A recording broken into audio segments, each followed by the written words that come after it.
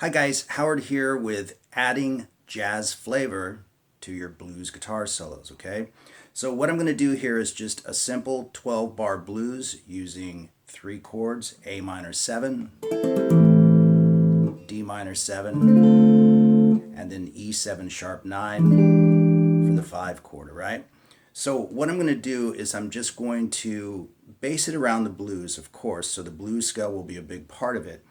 But I also want to get inside the chords by landing the major thirds, maybe some arpeggios, octaves, using passing tones, etc. All devices that are used in standard jazz and jazz blues playing, okay? So I'll just play the solo first, and then I'll break it down phrase by phrase. There'll be 8 phrases in all, and I'll play them nice and slow for you with the tab on the screen, but also I'll talk about why I chose them and how you can employ them in your own playing, okay?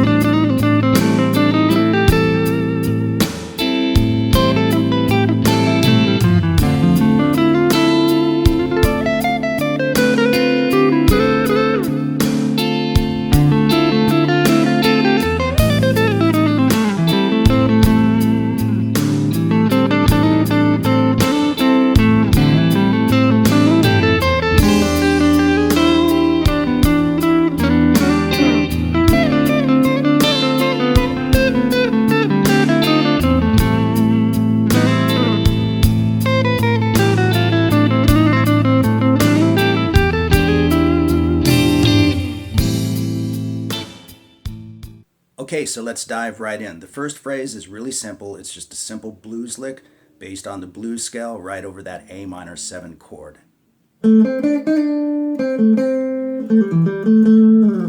Nice and slow. And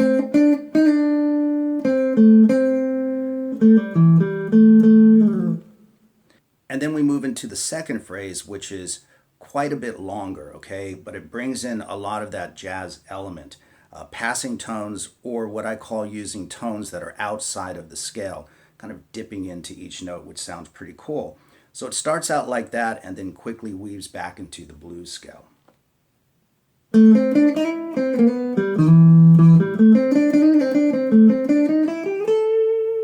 So let me play that one nice and slow.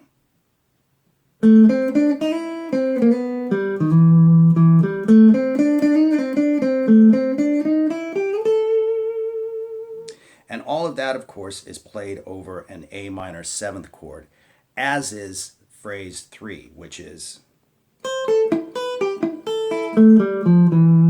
Now, right there, I'll talk about that in a bit, but right there, it connects with the 4 chord, D minor 7th, and I incorporate an arpeggio into that, okay? So let's talk about this first, okay? Once again, we're on an A minor 7 chord, and I'm playing an A minor inversion, and then what might be called an E minor triad, but I'm thinking of it more in relationship to the C major 7 chord, which is the natural harmony chord to the A minor 7th. And then outlining that A minor 7 chord again.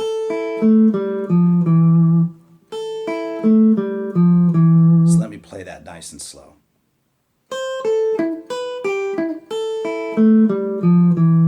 And then right there at the 5th fret on the A string, we are connecting with that D minor 7th chord. And I use an arpeggio for that, which is more of a minor 9th sound. A minor 7th would be, but I'm playing, giving it that nice kind of minor 9th sound. So let me do that nice and slow as well. So putting all of that together, we have.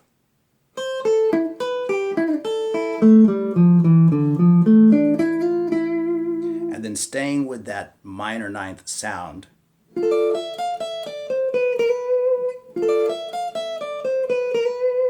so that's a sweep off of the 10th fret across the first 3 strings. And once again, connecting with that minor 9th sound and just playing some scale tones.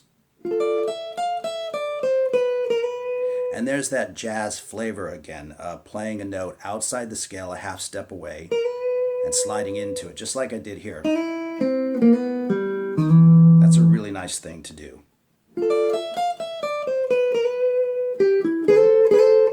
And right there it was 12 to 14 across the G and the D strings.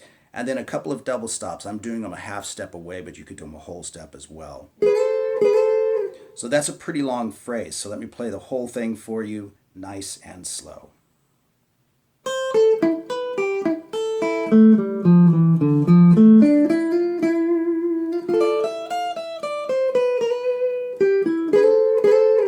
Right, and then up to speed.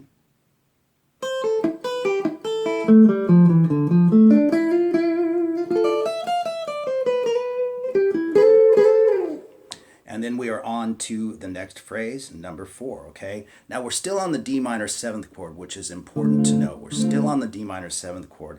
And again, I'm kind of hanging with that minor 9th sound, okay? Although I do add the G, which would be a minor 7th toward the end of the phrase, but it's... Once again, we're still inside that D minor 7th chord. And then it's strictly a blues phrase. Right? And so what I'm doing is I'm kind of looking at the blues scale in a different way.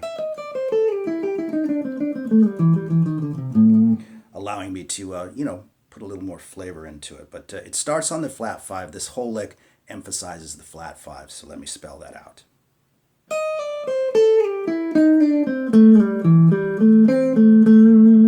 Now I consider all of that one phrase, okay? I consider this all phrase 4.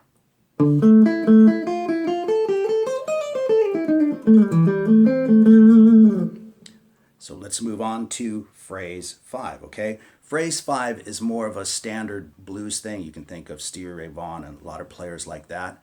But the phrase is... Alright, so there's some hybrid picking in there. If you isolate the notes, the D string and the G string, it's... barring at the 5th fret and adding that to the G string notes. And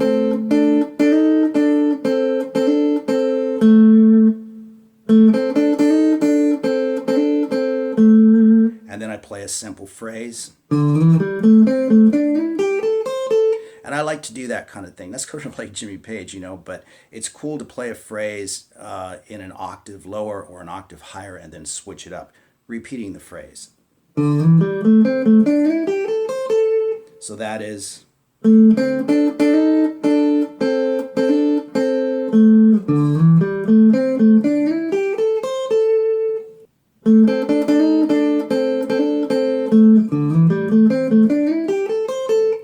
And then we move into phrase 6, which takes place over the E7 sharp 9 chord.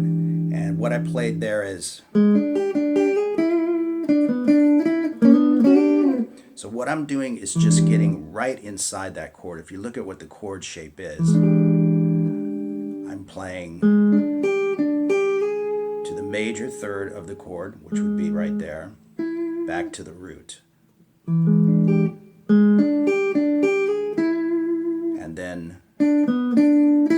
And a couple of double stops. And what I'm thinking about there is an E7 chord, and then the E7 sharp 9, kind of decorating both.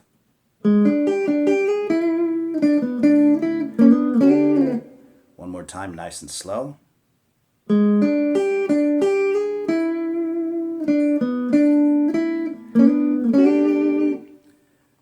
And then, of course, we're moving backwards through the progression off of the 5, back to the 4, and back to the 1. And I play a string of octaves there. Octaves are obviously classic to jazz guitar playing, but I'm kind of separating them out with a little glissando, if you will.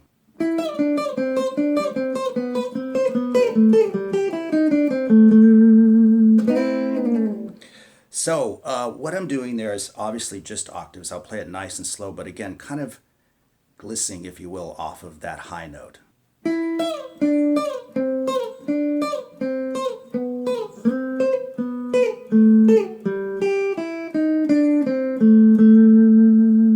connecting once again with a simple blues scale at the end. So, and I'm using alternate strokes, obviously down, up, down, up. And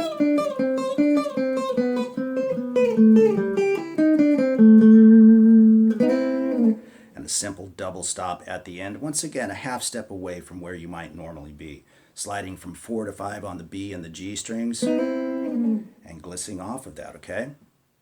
And so the last phrase, phrase 8, just incorporates a little bit of chromaticism.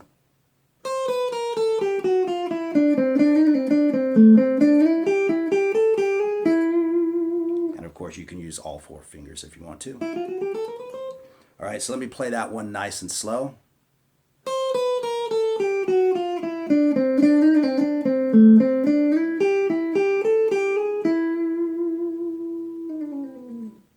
So there you go, adding a little jazz flavor to your blues solos, okay?